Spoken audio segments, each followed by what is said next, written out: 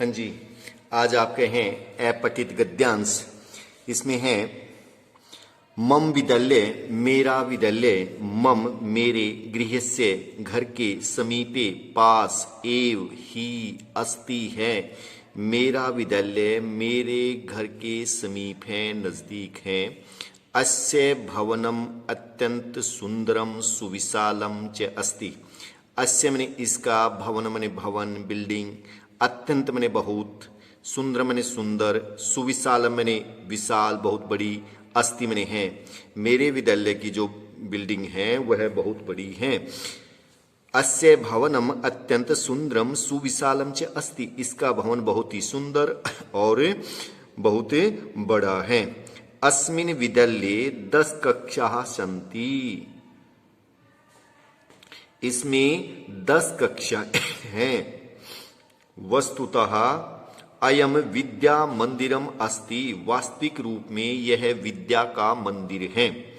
यत्र सरस्वती पूज्यते, जहां पर सरस्वती की पूजा की जाती है।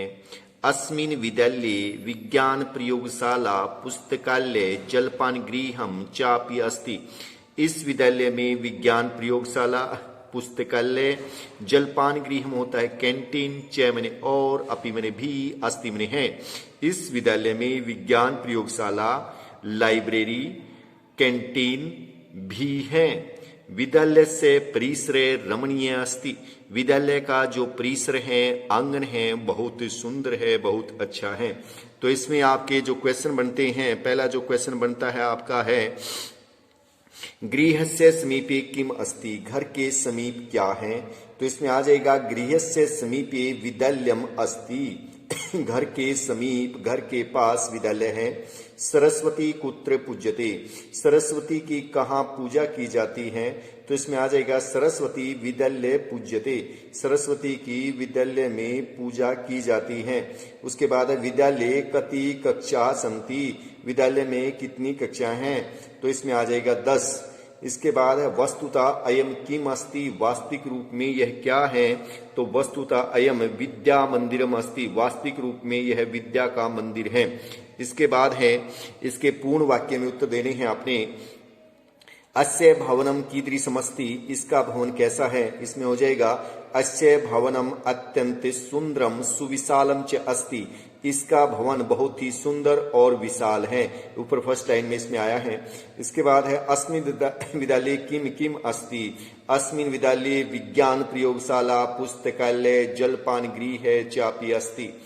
इसके बाद है मम विद्यालय कुत्र अस्ति। मम विद्यालय मम गृहस्य समीपे एव अस्ति। मेरा जो विद्यालय है वो घर के समीप है।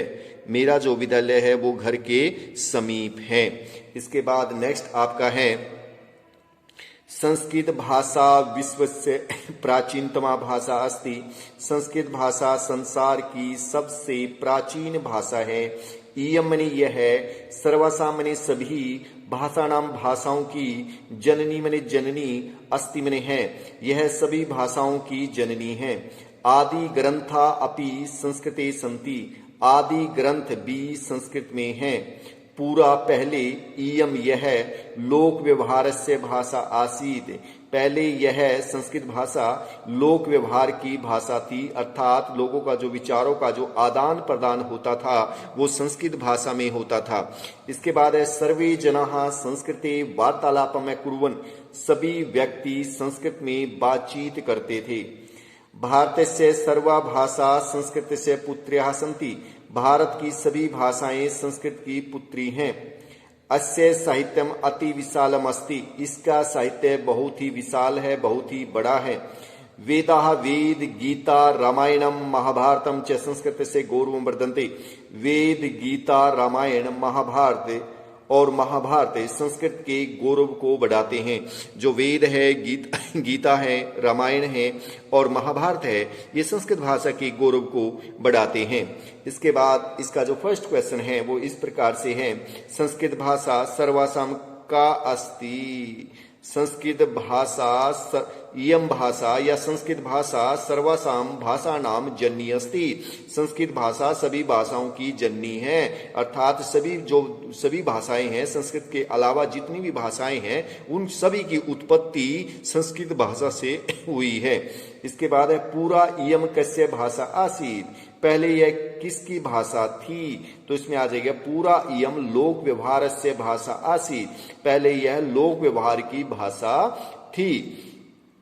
इसमें कस्य के स्थान पर आ जाएगा आपका लोक व्यवहार से, जैसे इसमें दिया गया है पूरा इयम लोक व्यवहार से भाषा आसीत। इसके बाद है थर्ड है सर्वे जनाः कस्मिन् वार्तालापम कुर्वन्, सभी व्यक्ति किस में बातचीत करते थे? तो इसमें आ जाएगा सर्वे जनाः संस्कृते वार्तालापम कुर्वन्, सभी व्यक्ति क्या है संस्कृत में बातचीत करते थे।